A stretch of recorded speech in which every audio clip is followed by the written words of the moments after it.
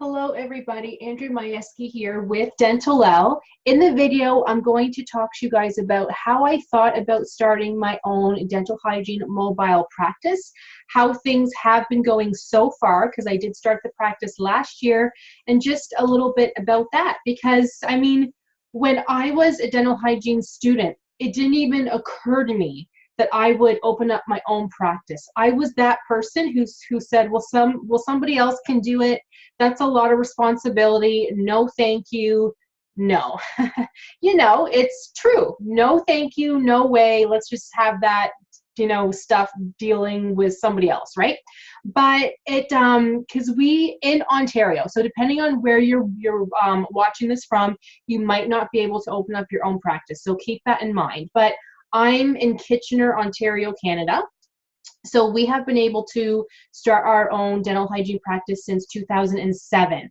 I was still in school at that point. I took dental hygiene twice because the first time I went to the dental hygiene program after I was 3 weeks away from graduating and the school shut down because it had gone bankrupt.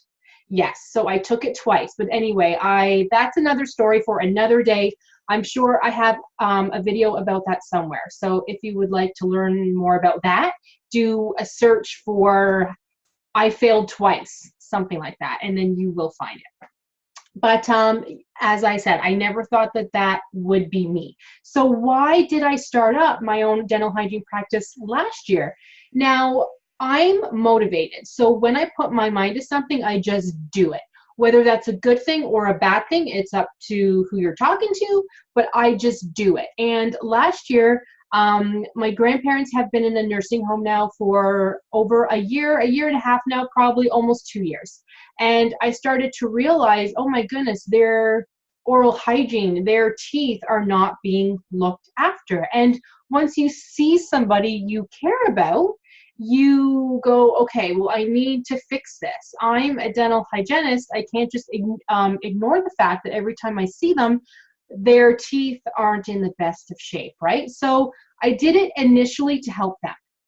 But then once you look through expenses, everything that you do have to do to start and run your own practice, it just makes sense to help other people too, not just my, family, all of that. So things add up, costs add up.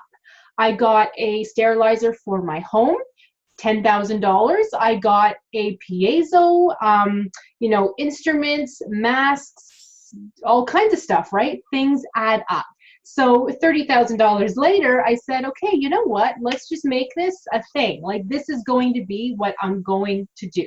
I do still work in another office twice a week, sometimes 3 times a week, because it's nice to have the benefits, okay? That's why I'm still doing it. I don't know if I will always be able to do that, just because even now, things are getting busy, okay? Busy, which is a good thing, right? That is a good problem to have.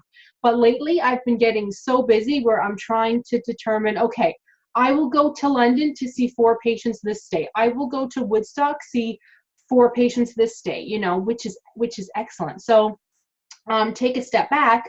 I should have mentioned, if you didn't know, that I do own my own mobile hygiene practice. So it's not where the patients come to me, I go to them. So the key is to see hopefully more than 1 patient in the same area. So I like seeing 2 or more people at a time because I don't have to clean up, set up, move somewhere else. Clean up, set up, move somewhere else. Set up, clean up, move somewhere else. You get the idea, right? But being a mobile dental hygienist means, that's what I do. I go to people's homes. I go to people's offices. So that's where they go, oh, somebody comes to me. That's amazing.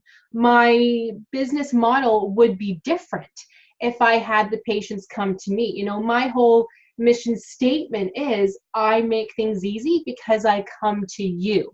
If patients were coming to me, then that would just be completely different, right? So I wanted to do something different.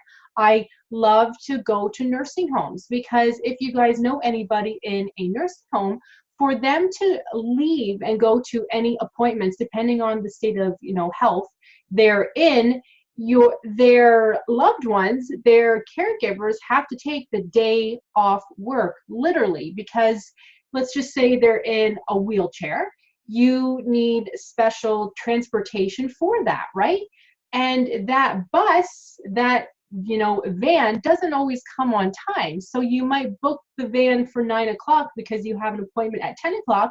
Well, the van shows up at 10 o'clock. So then you have to hope you can push your other appointments back, but then it's just a whole day thing. Okay, it is not a bad thing, but it's definitely a whole day thing. So I take that away, that stress away, and I just go right to them so I can solve that problem for them. And that's the best thing ever.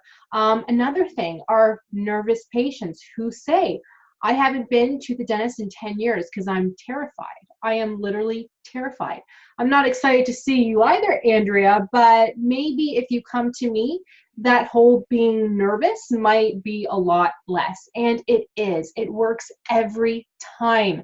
Every patient that I have seen in their home who have said to me, I was nervous, but seeing you, things just feel different. You're doing the same things, but it feels different because you're coming to me. So that's excellent. I love helping people. I am so happy to do it. It is the best thing ever. But don't let anything fool you, okay? It's not easy. Starting up your own business is not easy because it is a risk.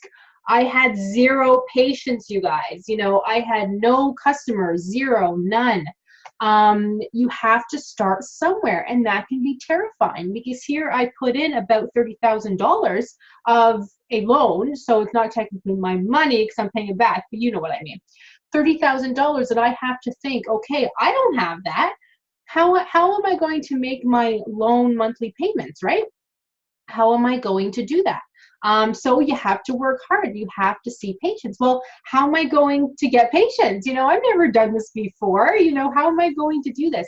You have to work hard, you guys. It's not easy. If it was easy, everybody would do it. But if you're motivated, if you are determined, you can do it. And that's why I started my course, Mobile RDH Academy, last year too, because I go over in that course step by step, all of my notes, my whole thought process on everything.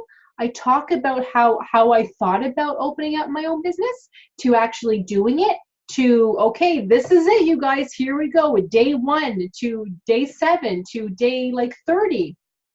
I talk about everything that I did wrong.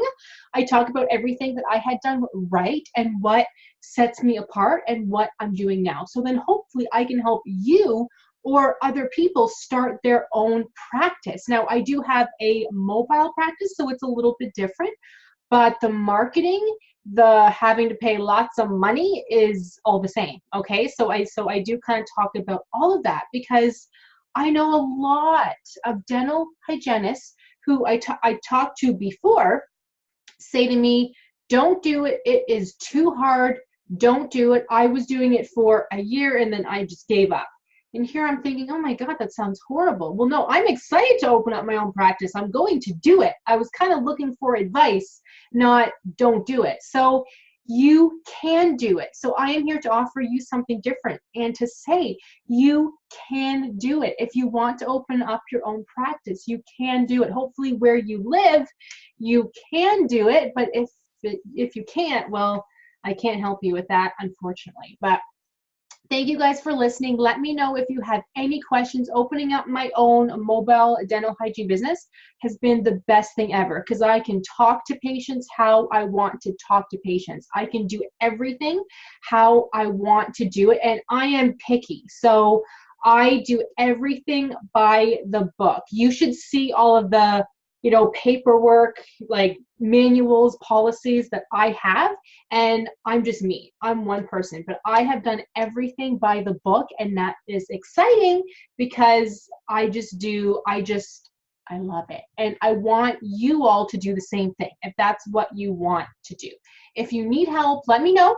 I am always here, and have a good Sunday. I will see you guys in the next video.